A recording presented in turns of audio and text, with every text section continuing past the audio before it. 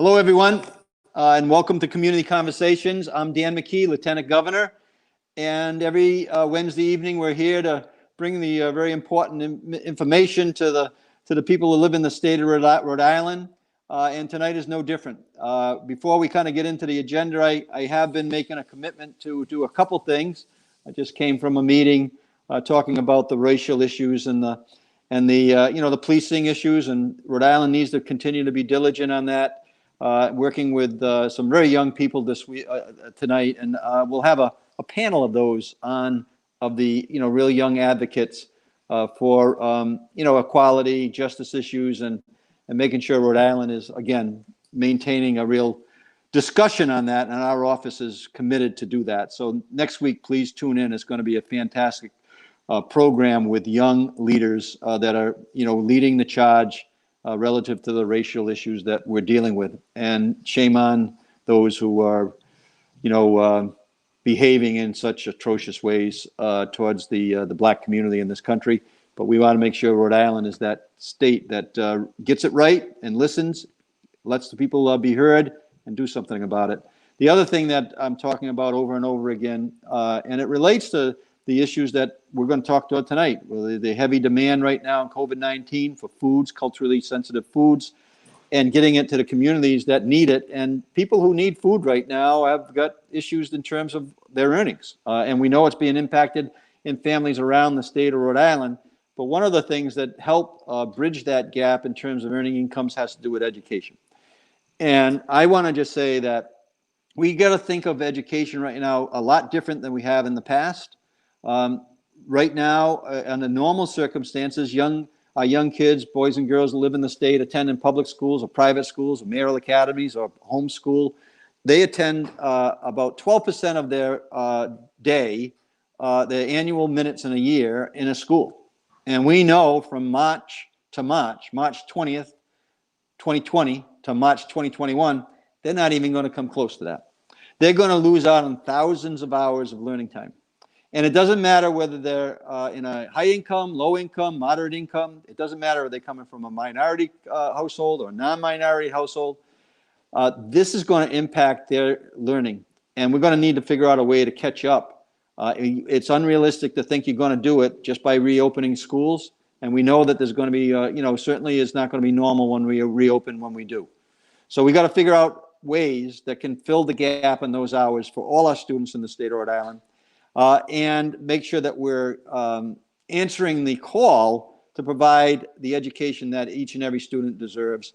And to do that, I'm advocating that we need to create these municipal education offices. I did that as a mayor of the town of Cumberland for the last 13 years. We've been running out of the mayor's office a pre-K all the way up to high school students with leadership programs, teaching young kids how to read, do math, music, science, robotics, theater, and other very academic issues.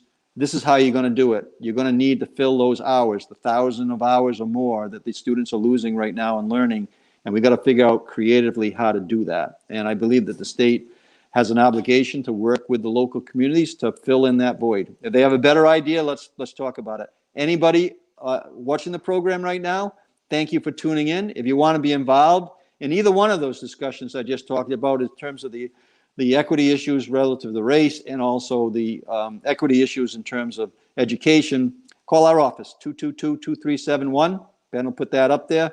Email our office at at our special email address that we've set up, especially for the COVID-19 pandemic and all the issues and related issues that are impacting the families and the people who live in the state of Rhode Island. So on to our program. I just want to tell you that we've got a great group here tonight, and people who I have interacted with over time, and so these are not new faces to me. But let's bring on a panel tonight. We got Rose Jones, who heads up our Aging, Healthy, and Community at OHA. Give us the real name here. Changed a little bit, Rose, but you're a leader helping our elderly community in many, many ways. And thank you for being here tonight. Yes, thank you for having me, Lieutenant Governor. It's always a pleasure to be with you. Thank you for hosting these very important community conversations. So it's the Office of Healthy Aging. There you We go. are so excited about that, right? It's what we all Yes. should be aspiring to. Yeah, and before we get into the conversation about Yeah. what we're talking about tonight in terms of the food distribution and meeting that challenge, which your office has really led the charge on, I know that. But just give a 2-minute overview of the type of things you're working on right now in your office, and also long term the strategies to have a a healthy aging community in Rhode Island.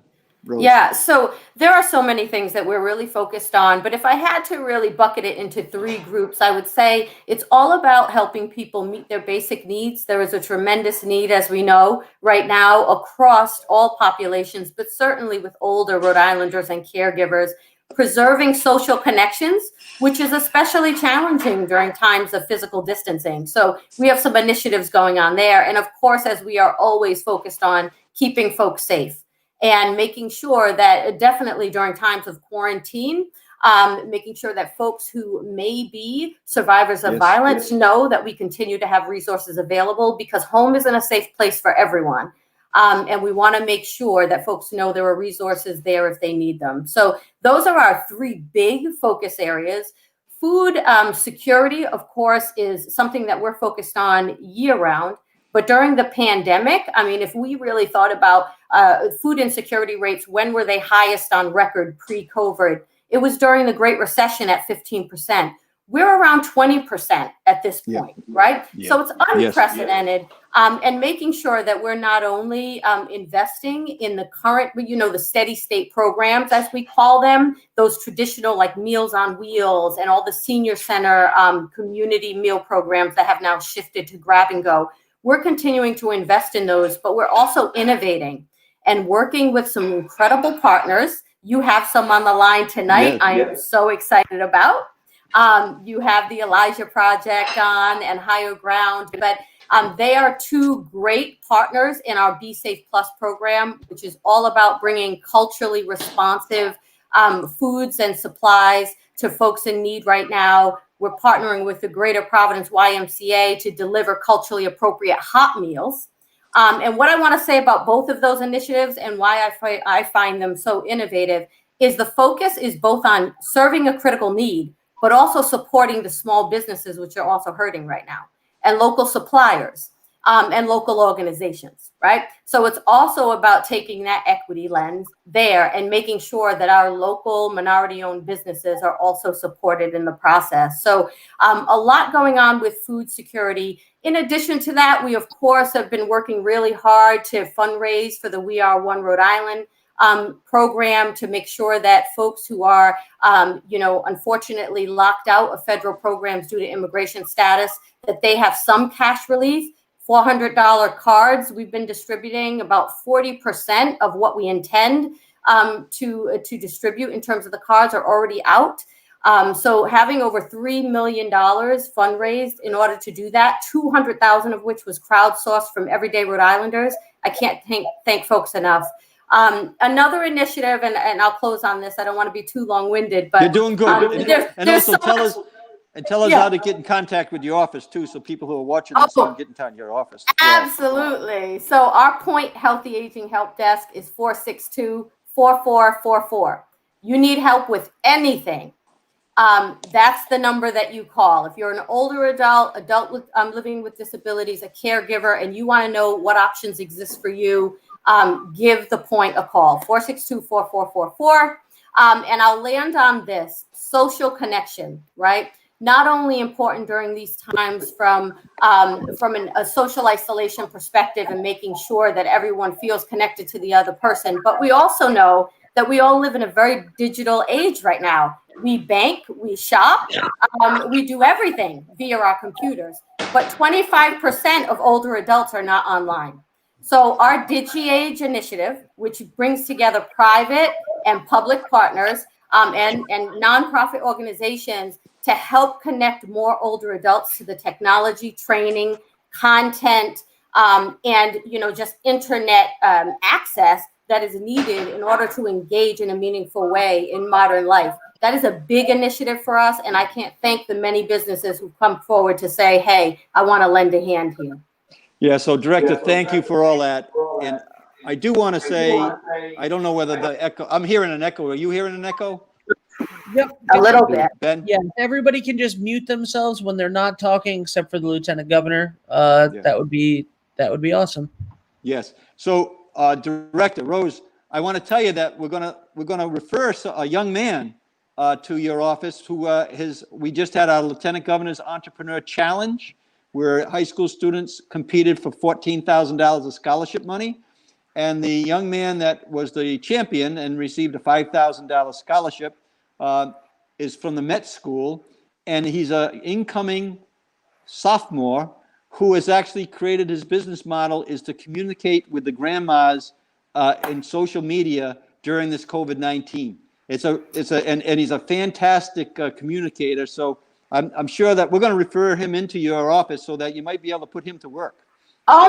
We can absolutely put them to work. A core feature of DigiAge is about the intergenerational approach that we can take to bringing the young and the old together to learn about technology. So absolutely, thank you so much. Yeah, you're going to love this young man. You're going to love him. All right, so back to the topic that we really came here to talk about. Rosa is on here. She works with us in our office, and she is just fantastic, getting my feet on the ground with all communities, in particular into the Hispanic community in the state of Rhode Island. And Pastor Richard, thank you. Welcome. We'll get to Bernard and to George shortly, and then hopefully Henrietta will join us from our group there that's working with the African American ladies, but she shifted her focus. But Rosa, introduce Pastor Richard. You guys can have the floor for the next few minutes and tell us what I experienced when I visited there a few weeks back in terms of the great work that's happening out of the Pastor Richard's church. Of course. Good evening, everyone. I'm very happy to be here this evening with all of you, especially with our friends that have been working in the community so hard. Director John, especially connecting all the communities and doing all this wonderful job, basically feeding our families and helping out during this crisis. And as a result of our relationship with the different department and the office of the Lieutenant Governor, we have been able to partner with so many wonderful agencies in the community. One of them is the church, Kayros, Nuevo Renacer, New Beginnings, Kayros. And the pastor, which you are seeing, Pastor Richard Hiraldo, has been coordinating with the volunteers this wonderful, wonderful drive through. By the way, today is supposed to be the last delivery of the food, but I'll see what happens. We're still negotiating and see what happens, but today was supposed to be the last day for this. We have been doing this for months now, thanks to the food bank. So let me just not take all the time and the attention to introduce Pastor Richard Hiraldo. He can speak English, but he is so nervous about doing this. And he said that he's going to start in English, and if he gets stuck, then I can help him out. But I'm going to let him do it in English. Let him do it. And then Rosa, I'm trying to dig up a picture that we might have Ben put up about that church, distribution, so people can get an idea of the scope of it. But Pastor, thank you for being here. Thank you for your work. And it is God's work. And we all appreciate it. I'm sure Director Jones does as well. But give us a little overview of what you've been doing, during COVID-19 to help families in Providence, but also outside of Providence as well. Thank you, God. Thank you so much. Like Rosa said, maybe I'm going to start saying in English and end in Spanish. I'm so nervous. I do some Facebook Live. I never get so nervous, but I will try my best. Thank you for the opportunity. Thank you, everyone.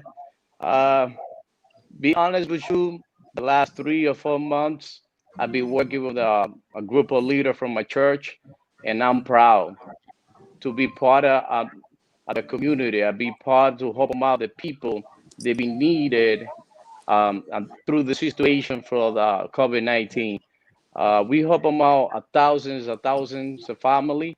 As you guys see, we got a drive-through where the people safely come and pick up their food. They don't have to get out of their car. We put it on the trunk or we put it anywhere they want. They don't have to have contact with the people. That's one of the good things for the reason that COVID-19 we live in now. We're trying to do our best to help them out the community. As a church, as a pastor, I'm feel glad so I can connect with the community, connect with the people that really need the food. And I want to appreciate to the people that have opened the big door for all be the channel to help them out, the other people to come and get whatever they need. And also, Rosa, thank you. I want to thank God for you because you was the connection. You was the girl open the big door for everyone. Not only the church want to appreciate it, guys. If more than that, every single person right through they keep saying it. Thank you, guys, and whoever is provided the food, thanks to those people too, because it was a lot of need on the community of the Providence, Rhode Island. And now we're gonna go speak in Spanish. Please, Rosa, be my translator this time. That's why I got Rosa here. Wonderful. You're doing so I'm not. wonderful. By the way, I don't want to take any credit. That is all to Director Jones and the Lieutenant Governor that put this together. I cannot thank you enough, Director, for making this connection in the community that it has suffered so much in that area of the city that was forgotten by many others. So thank you. Yeah, and Pastor, as you're speaking in Spanish, and Rosa will interpret for sure, and that's only fair. But make sure that we include if the program is still going on, how people can actually access that, your address of the church and the time and the day and that type of thing. So Rosa, make sure we get that covered in the next couple minutes. All right? Definitely. All right. Yes. Bueno, definitivamente nosotros estamos sirviendo a la comunidad los miércoles a partir de las 2 de la tarde. Estamos repartiendo la comida. Voy a paso para que Rosa pueda traducir. Okay, I'll do that. So definitely, it has been a blessing, and we have been distributing the food every Wednesday. Before we started 2 days a week, and now we're down to Wednesday from 2 o'clock. Estamos recibiendo alrededor de 480 cajas para repartírselas a 480 familias. Every week, the last few weeks, we have been receiving 480 boxes to be distributed among the families that come to our church. Cuando empezamos el programa, estábamos dando 980 cajas semanales. When we first started the program, we were distributing 980 every week. Y son muchas familias que fueron beneficiadas y doy gracias a Dios primeramente y gracias a ustedes por ser el instrumento, el canal o la puerta para poder ayudar al necesitado. Many families were benefited and blessed by this support from you. And I just want to reiterate that we are grateful to you for the assistance that you provide to our families. And I thank God for you. Y una cosa que quiero resaltarles, que la comida que nos han estado supliendo es comida fresca, que se expira durante 1 año o 2 años, que eso es una de las cosas que a la gente le ha encantado, que no es comida que se está expirando, que le falta poco, sino que dura hasta 2 años y la gente está súper feliz con ese tipo de comida fresca que le estamos dando.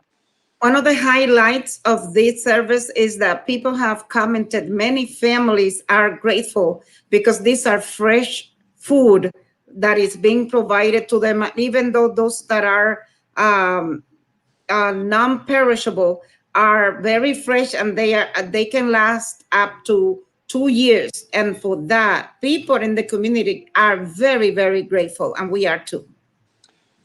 Well, yeah, thank you, Pastor. We're going to kind of keep on moving along, and thank you so much for your leadership. And I don't know whether Rose wants to weigh in a little bit here, that work that's happening, in Pastor Richard's church. It's just incredible. I want to just say thank you. Thank you so much. I played a very small role. I realize my role is very, very small, and it's all about what you are doing every single day to connect people to the food that they need And I am so grateful to you, and so appreciative to my darling friend Rosa for coming and saying, "Hey, Rose, hey, can we partner on this?" And I said, "Absolutely." So just thank you. Yeah, Thank and the you, other guys. thing, director and pastor as well. One of the things that struck me when I did visit the car line that you had going on, you had many volunteers there.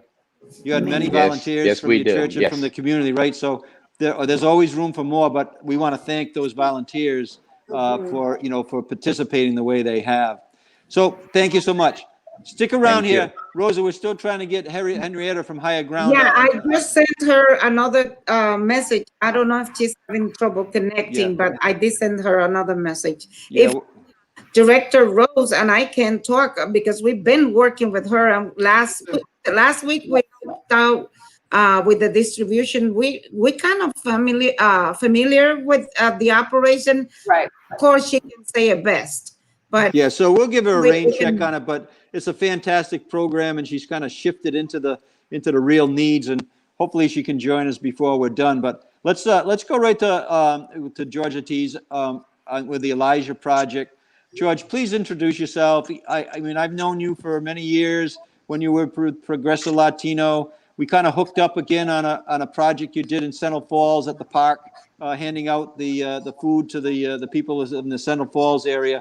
But tell us a little bit about the Elijah Project that you're working on, and the current work you're participating in. How people can contact you. How people can take benefit from the services that you provide. And thank you so much for being here tonight on our community conversation. Well, thank you guys for having me. Director Jones, Pastor, un placer. Rosa Thank you. Castillo, always good to see your pretty face since the days of lifespan, right? Yeah, we'd like to see your pretty face. Yes, George, It's we know That's each other good. for many All right, years. I good. was a teenager. so good. So first of all, let me say, Gloria a Dios, right? Glory to God. Amen. Gloria to Amen. God. It's by the grace of God that we're all here, right?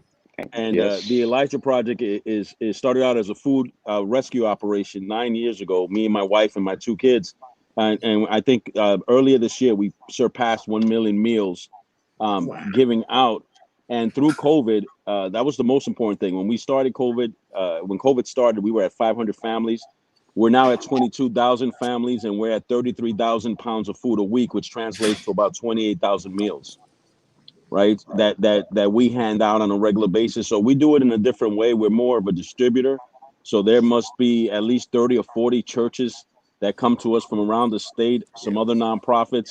And then we hold open air events like we did last week at Alvarez High School. And we're going to do again this weekend on Alvarez High School. So anybody that wants to come down this weekend, the same fashion that the pastor talked about, in a COVID safe environment, you come through the parking lot, you come with an empty trunk and a full heart, and you leave with food. You're going to leave with fresh meat. You're going to leave with fresh vegetables, fresh proteins, fresh fruit, and this week will be eggs and milk. So that's what we focus on. We have a warehouse somewhere where I'm not going to tell you. I may rob it. we have a warehouse. So I say that to say, Pastor and Rosa, cuando ustedes quieren que yo te traiga comida, when you guys want me to come drop off pallets of fruit and vegetables, we'll be more than happy to do that. Thank you. Appreciate that. Yes. Thank you, because Yeah. today was the last day. No, that we it have wasn't the for last day. food No, bank. no, it wasn't the You know, last day. I've been praying, and the prayer has just been answered. No, And I tell you what, of Pastor you. and Rosa, I could send trucks tomorrow with pallets of fruit, vegetables, and meat for you. Yes. Yeah. Well, Yes. thank you, George. And I know that you're filling an important role right now, especially with the economic issues that we're dealing with, the unemployment, as Director Jones has mentioned out in her comments. We got the short-term need that is accelerated even over and above what has happened prior to the COVID. So thank you for doing that. We're going to connect in, and one of the reasons we have these community conversations is to share out the important issues that are happening in our state. And I know there are people who are going to be watching this and listening, and please ask your questions. Ben will If you have questions of any of the people that are here right now, you can plug that in. If you can share this information out, share that out on your Facebook. Last week we shared out, and we were able to. There we are in Central Falls, I believe, is right. That's with Maria Rivera and That's right. and the efforts that you did right there at the park, right next to City Hall. But I would say that if you're listening to this program and you're interested in helping people out, share it. Share this program, because there's a lot of valuable information that we need to make sure we share out. And the more people who see this, there we are near the church, right, Rosa? That's the Yes. that's the church giveaway. Yes. So that is the volunteers. Yes, that's Yes. at the church too as Yes. well. So we know that there's many people doing this work. We are highlighting a few tonight that are doing some fantastic work, and Director Jones is very aware of many of the things that are going out there. But if you're watching this program, share it to the rest of your friends. And then I know, because I know every time that I speak into a core group of people, that there are people there who are saying, geez, I really would like to help out. And I want to make sure that I'm doing it in a way that is productive. And I want to make sure I'm working with, reliable people that are going to actually take my donations in time, or my donations in money, or my donations in food or clothing, whatever it might be, and distribute it in a way that I'm going to be comfortable with. So if you're listening out there and you want to participate in this work, call our office, 222-2371. Email us at the email that we put up earlier, and Ben will put it up again. But I think that's really important as we share this information out, that we, there are people out there right now. And George, I'm sure that there are people that come in new. Heck, I met somebody at the Central Falls that was doing a fundraiser with you. What was the name of they had like a dog thing going on. They were a big t-shirt. Yeah, Ted the Dog Apparel. They actually out of Boston. They came down. They raised $5,000 for food that day. Yes. And so we know there's a lot of different roles that people can play. They may have, ways that they can help raise money associated with these great the community leaders that are on tonight. And that's one example, right, George? That was very helpful, and that went right into your efforts to provide food for people who need it right now, right? That's right. Yeah, George, thanks for being here. Let's go to Bernard. We'll still try to get Henrietta on from higher ground, but if not, we'll give her a rain check, Rosa, and we'll bring her on. But Bernard, say hello. Tell us what you're doing. I visited you the same time I visited Henrietta. You have a nice new office that's opened up just before COVID, I think, came out. I think just after we came back from the United Nations, and a visit there with you, with many of your international contacts. But yeah, tell us a little bit about New Bridges for Haitian Success. And I don't know whether you can push a thing that I can see here on a video. If not, we'll just we'll go without your pretty face. But I just introduce yourself. What New Bridges does very quickly, and then let's get into the effort that you have in terms of the distribution of the food and the sensitivity, which Rose pointed out, is the cultural nature of the food. Food is important. And by the way, Rose, I love your work to help the small businesses in our community, wherever it might be. And if there's ethnic foods area there, I know we've had discussions even into the Chinese community, who are because of our current president are taking a lot of abuse for the fact that they come from the Asian American community. So any help we can give there, Rose, thank you so much for doing that. Absolutely happy to. Yes. So Bernard, introduce yourself. You got a couple minutes, and then we'll get into the work that you're currently doing. But thank you for being here tonight. Thank you for having me, Lieutenant Governor and McKee. And Rose, you all guys doing a great work. Rose and George and Pastor Richard. I'm very proud of you guys. And hearing that what you guys been doing to support the community, it makes me proud. So my name is Bernard Georges, and I'm the founder of New Bridges for Haitian Success. And we work with Haitian and Caribbean refugees at Salon. So we have been very busy, very, very busy, and provide direct services and to over 1,000 Haitian clients across the state, including help applying for benefits and rental assistance, cultural food and cleaning distribution, mass distribution from Office of Lieutenant Governor, and translation resources, testing, awareness, filling for stimulus payment, access government resources, and best safety practices. And these are the things that we've been doing, and encouraging them to fill out the census. You know, the census is very important too as well. And we make sure we have a few computer and the office when people come in to pick up food just to fill out the census. And we do routine checks with clients to ensure good health and encourage testing, taking if experience any symptom, identify involvement needs, and that's what we've been doing and with our organization. Also connect them clients with source for unemployment insurance like DI when it says. Yeah, and Bernard, we've had a discussion with some of the church leaders that you have direct, contact with, and they described many of their needs as well.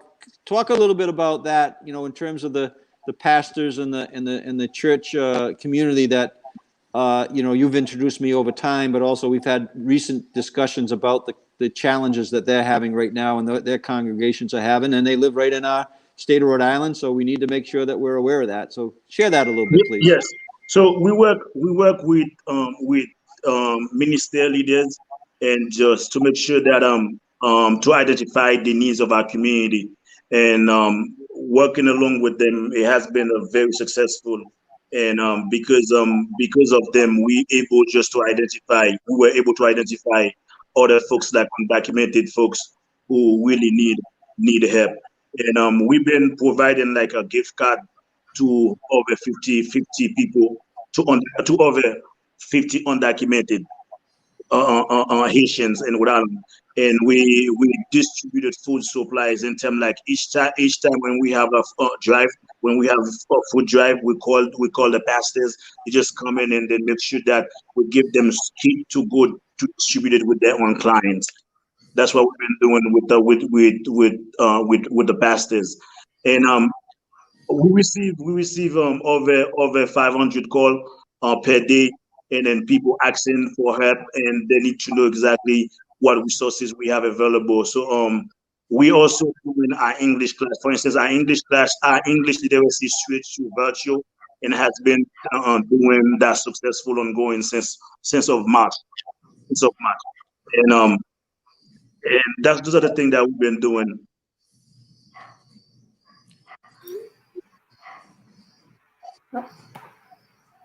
Can you hear me? I've been silent. No, you're not silent. We can hear you. Yes. Oh, okay. Then you talking. I can't hear you. Bernard, can you hear me? Yes, now. Yeah, okay. I had myself on mute too. So, but no, I want to tell you, we have Ben has had to leave the producing. We got Dave in there right now. He's going to certainly help us out over the next 20 minutes. We got about 20 minutes left. Ben has gone to, which I want to plug, they have a outdoor movie drive-in theater down in Westerly that the Musqueamish Business Association has talked about. Ben's going to go and help with that concert that's going to be live and put on a drive-in movie screen down there in Westerly. So if you're in the Westerly area, stop over. You'll enjoy the evening. We got to make sure that we keep our activities that are healthy and keep us healthy, as Rose knows. We talk about these needs, but we really and I've had some requests actually to do maybe a little bit of fitness strategies on some of these things, because we got to stay healthy during this time frame. Yes. So, Governor, I'm wondering if I could just make a comment about what Bernard just shared.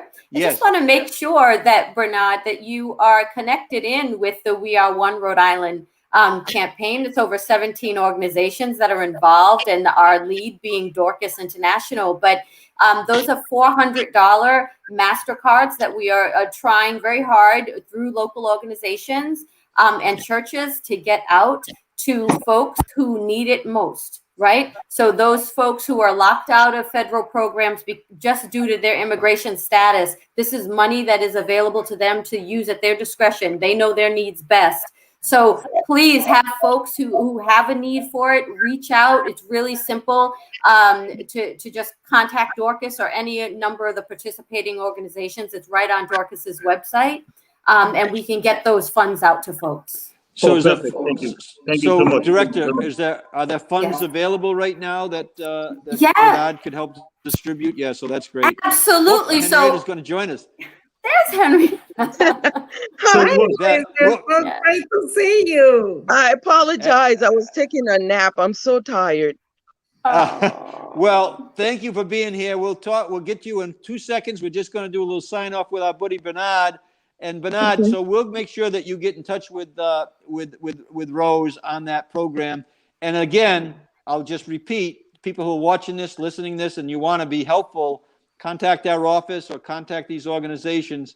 There's always room for more good-spirited people that are trying to help out people. So, Bernard, thank you for being here, and thank you for introducing us to many, many people. And we're going to keep that conversation alive. So hold on, because hopefully we'll have everybody have a last comment. But I want to get my buddy over here, Henrietta, from Higher Ground, and we have been with your core group many times, but you're reinventing yourself there. But first of all, give an overview of the work that I've seen over the years, at Higher Ground, working with many of the, in fact, primarily elderly African community. So tell everybody what you're doing there. And then I want to shift into how you've reinvented yourself and what I saw when I visited you last week. And I said, I got to have you on this program. Okay, Welcome. great. So thank you. It's good to be here. Actually, I got home and just fell asleep. But the director, I heard her on the tail end talking about the We Are One program. And it's an excellent source of support for our community members, because Higher Ground is also partner with Dorcas International. And just this past week, we have distributed over $25,000 to needed families in our community. And that is what that money is there for. Yesterday I arrived at the center at 9 o'clock. And as I was trying to unlock the gate to get in the parking lot, there was a woman who was on the street, near the bus stop. So I really thought, she was there waiting to take the bus. But come to find out, she was waiting for us.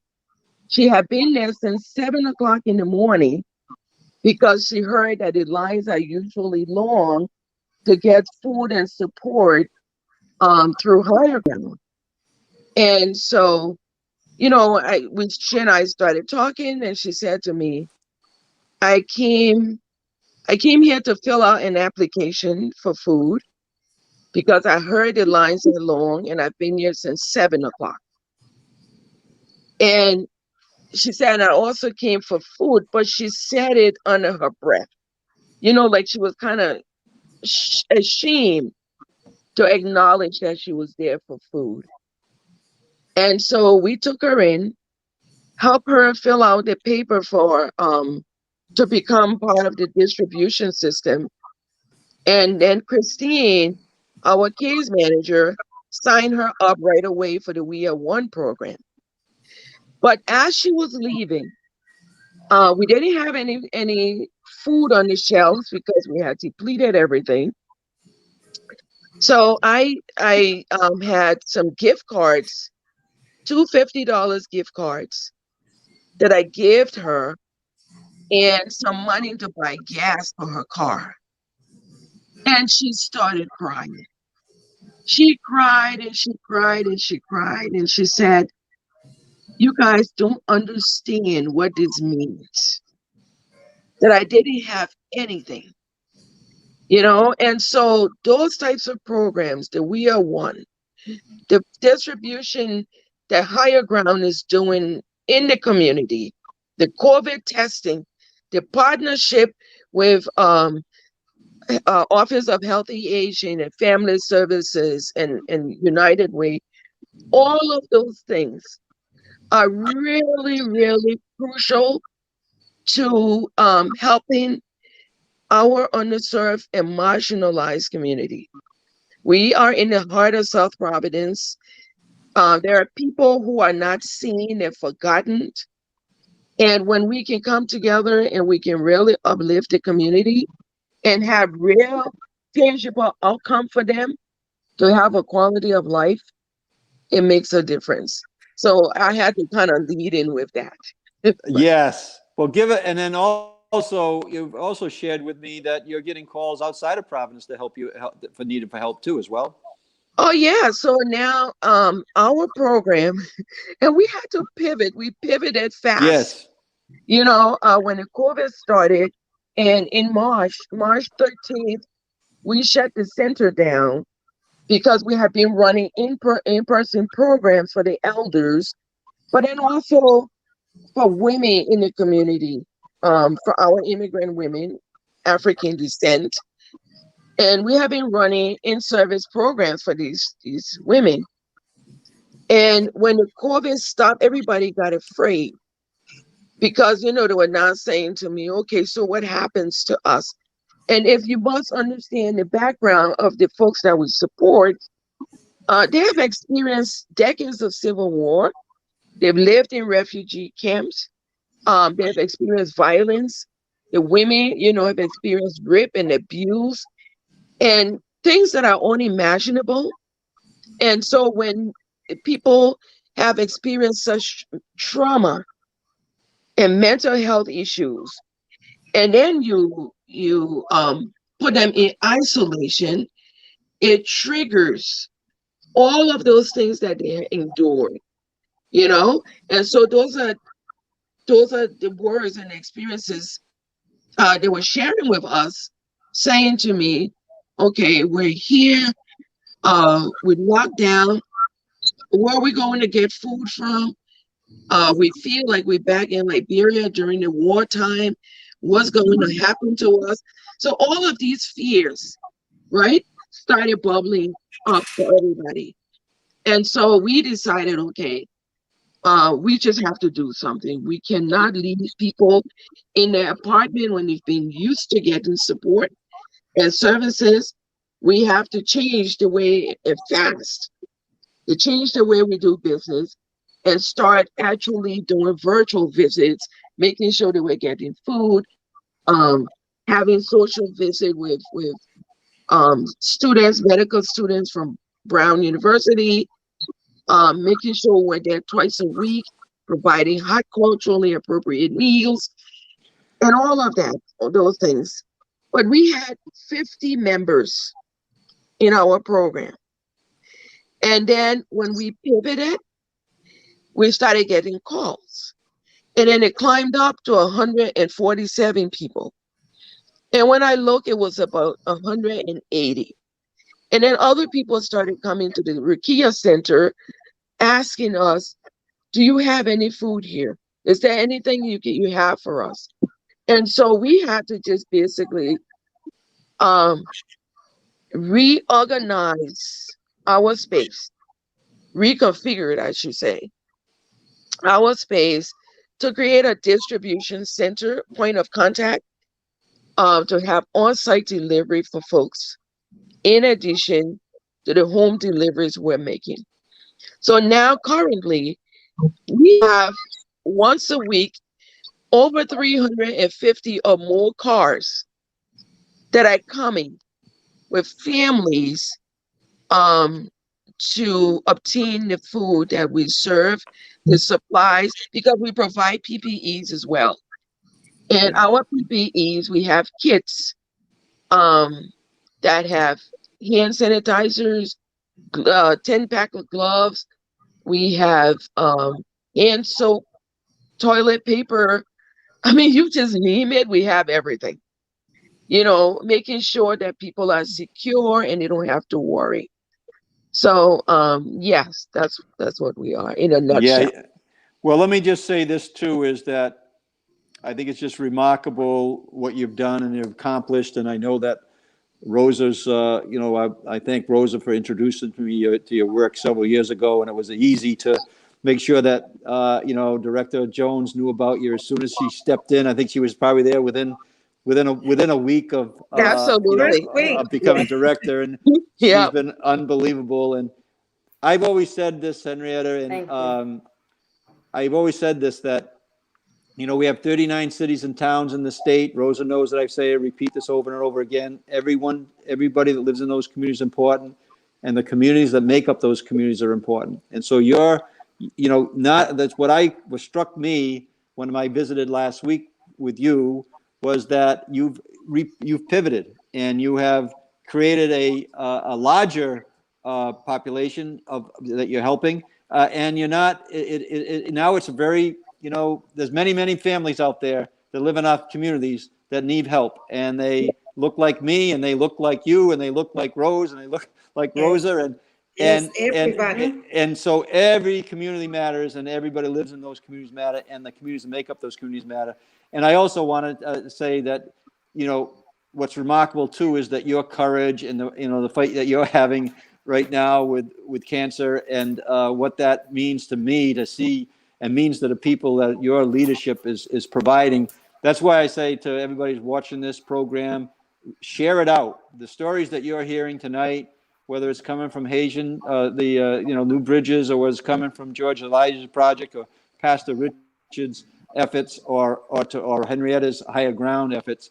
These are examples of great community efforts and spirit that we need to support. So if there's a way that we can support them, we can certainly direct you in that way.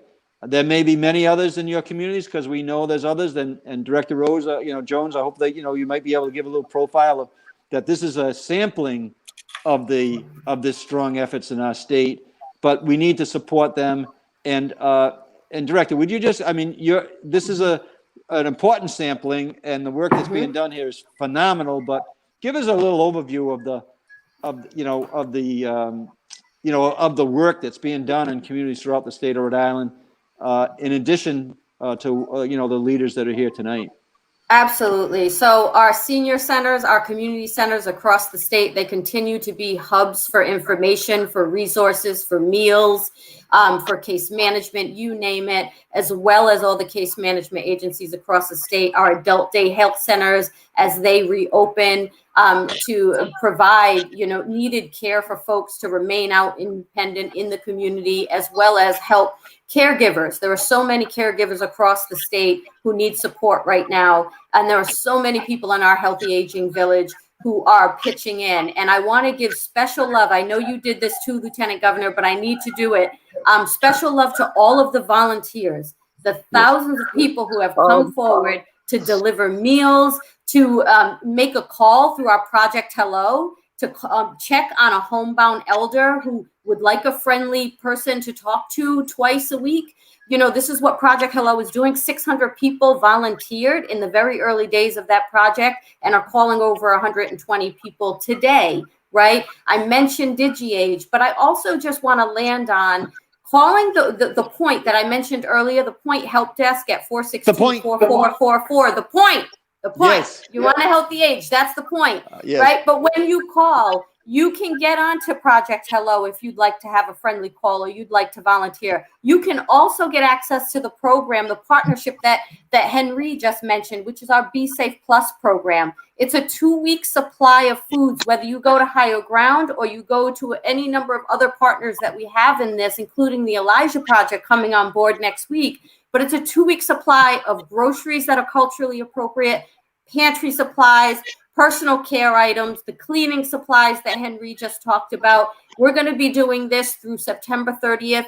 We want to make sure that these resources get to people. It is free. If you are an elder, an adult living with disability, a caregiver, call the point. If you need help with this, or you need a friendly call, or you need access to care in your home, whatever your need is, call the point. Great, Director. Thank you so much. And this pandemic has caused us a great deal of challenges, and we need to meet them all, right? Whether they're a small business that is struggling, or whether it might be a family, or maybe, as you just described, and the groups that are, most severely in need, is this groups here providing food. And there's a lot of love in our state, and there's a great many people who want to participate, because we all see a moment in time when we're going to be past this pandemic, and we're going to have recovered economically, and we're going to, be working to still help the people in need. But our goal should be to have less and less people in need. That's right. But the people who are in need, we need to make sure we respond to. And again, my plea, share this important discussion out with your friends. You can do that just by pushing the share button if you're at home. The more people who see this, the more help that can be realized, and the people who are doing the work here that are on tonight are going to be able to do more to help. So I want to just thank Director here. I just want to go around. Everybody can has like a minute to kind of give a last, description of the type of things and the messaging that they want to share with the people of Rhode Island. So we'll just go in order that we started. Pastor Richard and Rosa, you get a minute here to kind of give an overview and the thoughts that you might be having right now that you would like to share with thousands of people who are going to be reached over the next week on this live broadcast. Take it away, Pastor. Lo voy a hacer. Hágalo en inglés que usted puede. Oh, he's on mute. Okay, I'm gonna try. now we're good. You're good Ahora, now. okay. No.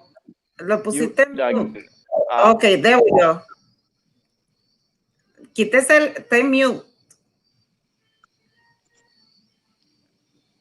Give me in Ahora- trouble now. ahora You heard me sí. now? Yes. You heard some Yes. noises that people on the church already, so they practice it now. My message is, let's continue doing what we're doing. Let's try our best to help them other community, to help them other people that need food. And one more time, guys, thank you. God bless you all. Thank you for everything you've been done through the pandemic. And I know it's a lot of people outside that still need more. So I know we can do more for them. So I just want to thank God for you guys. I want to keep praying for you guys so God can be open door for every single pastor over here, for every single community service we've been doing. I appreciate it for all the hand you guys gave us, and thank you, Rosa. One more time, thank you, and thank God everyone to help them out from our church too. Thank you, guys. Okay, Pastor, thank you. And Take the 2 seconds of that Yes. to thank George and for providing this connection now. So today is the first day of the next one. well, we'll Amen. have George. George, give us a little, minute outtake here. And again, thank you for being here tonight. It looks like you've got a little campfire going out there. Well, you guys intruded on my one date night. I have 6 kids, and we pay the 16-year-old to keep the other ones inside. And then I told my wife, we have a very important meeting. I'm so sorry. So she's been sitting off to my right, listening to everything, which is great. Well, God bless her.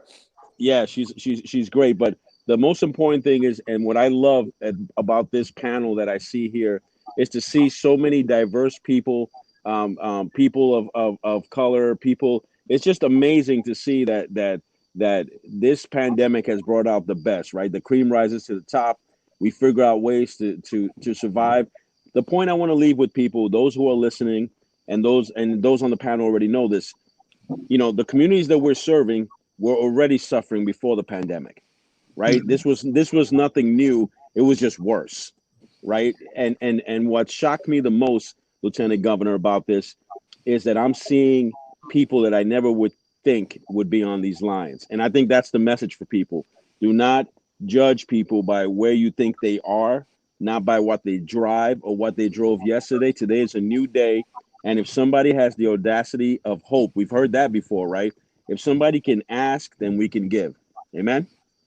Amen. Amen. George, thank you for that. And I think that it echoes what Henrietta was saying, is that, and you all do it, you make people who have a need right now, whether maybe they're newly in need, like you just said, make them feel comfortable. We're all in, this together. We hear that all the time, but Rhode Island is this community of 39 cities and towns, and we care about one another. Bernard, give us your last minute, and then I'll go to Henrietta, and then we'll wrap this hour up. And again, share this program out if you're watching it. And, we'll make sure that, and if you have any questions, we'll make sure you get back the information that you need. Go ahead, Bernard. Yes, thank you, Dan. Again, there's a major gap in our community, and in order for us to continue doing our vital work in our community, we need financial support, and to continue our work, to continue running our program. And like I said previously, our English literacy virtue, and we need to hire new staff, and so we can continue with our English program with our computer literacy, and also to continue with continuing with the food distribution. We need fund, we need support, and the community, the Haitian community, we have not received the proper support we're supposed to receive as compared to other community. So, which is, it makes me feel bad because we have over 5,000 Haitian residing in Rhode, meaning that they are confronted with a number of challenges. So we want people to recognize what we're going through every day. So, for instance, as a leading organization, we only receive over $40,000. Over $40,000. We've been doing all the work you see through whether it is social media, giving things out, is only with over $40,000. $40,000 cannot supplies, cannot feed the community. We need support. We need proper support. Yeah, I get that, Bernard, and I think that's a strong message, and we are, certainly delivering that, and you've been a great leader to deliver that message in a way that's very healthy and very productive, very positive. So we'll keep plugging along for all the communities in the state, including the Haitian community. Henrietta, you get the last word for about a minute, and then you can go back and take a nap. You deserve it. We have a full day tomorrow. But again, I'm really happy to see everybody here. George, it's great seeing you. Thank you for the fruits today. We got a whole pallet. Much appreciated. Rose, my sister, I had Rosa and Rose. So I'm been most fortunate to have you ladies as sisters in this fight for equity for our community. And it really means a lot to me because, we can talk all we want. We find time to talk about everything, to talk about the needs. But, we neglect the fact to, neglect to know that, we have people here who are on the fringe, who need support day in and day out. And I get so overwhelmed and emotional about this. With us just talking about it and really not having tangible actions to support our community doesn't mean anything. So we've been struggling way before COVID. This is nothing new to us. We need financial support to continue doing the work that we're doing to help our community. And the work that Higher Ground is doing is not only just based in Providence, it's now people are coming from all over the state, calling us from Warren, from West Warwick, from Cumberland, all over. People are coming, and we do not distinguish based on zip code or based on people cultural or ethnic background.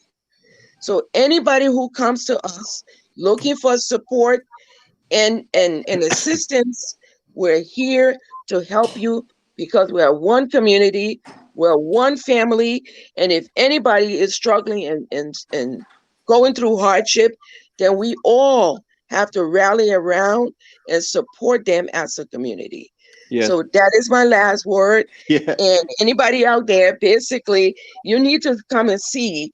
It's one thing to talk about it, but it's another thing to be on the ground and actually see what's happening at the Rukia Center on a daily basis. So I thank you all. I thank the volunteers because we could not have done this without, dedicated volunteers. When we started, we didn't have the capacity. We didn't have staff, but people came. People came from everywhere, from Newport, we had state senators, we had everybody coming to help us deliver, to volunteer, to load cars. We did it on the back of the volunteers and a small team of staff that we have at Higher Ground, because we just knew that there was no ifs and ands about it, that this work needed to be done, and there were no excuses. We were going to do it, and we did. And you did, Henrietta. Yes. So keep up the good work. And I just want to thank everybody for being here for the hour tonight and, sharing valuable information and your stories individually. Collectively, you represent, the very best in our state. And we need to support you in every way that we can. So those who are listening, they want to reach out and help. Director Jones is her phone line is open, mine is open, and as well as all these all the organizations represented tonight. Thank you so much for all being here tonight, and God bless you and the work that you do. Thank you. Thank you. Thank you. you so much. Thank you. Thanks for having us. Yeah. So I think that's a very powerful message. Tonight we talked about things that people need help in the state. We've talked to many of the nights on the community conversation on different things, but I thought it was very important for the people in the state of Rhode Island to know the good work that's happening, helping those families that are in need. And then so either you can volunteer into these organizations, you can contribute into these organizations, or you happen to know friends or family that needs the help, you can refer those friends and family into the organizations that we're here tonight. I want to thank everybody for listening in to our community conversation. We'll be back next Wednesday night, and we're going to have a panel of young local activists that are talking about racial justice, which is a really important issue. And to have young people advocating, I think that's really makes sense. It's new blood into this conversation, very positive. And I want to have you hear their message. So until we're here next week, we'll be on Tuesday again on noontime talking about the small business issues. But I want to thank everybody that has watched tonight, and God bless you and stay safe.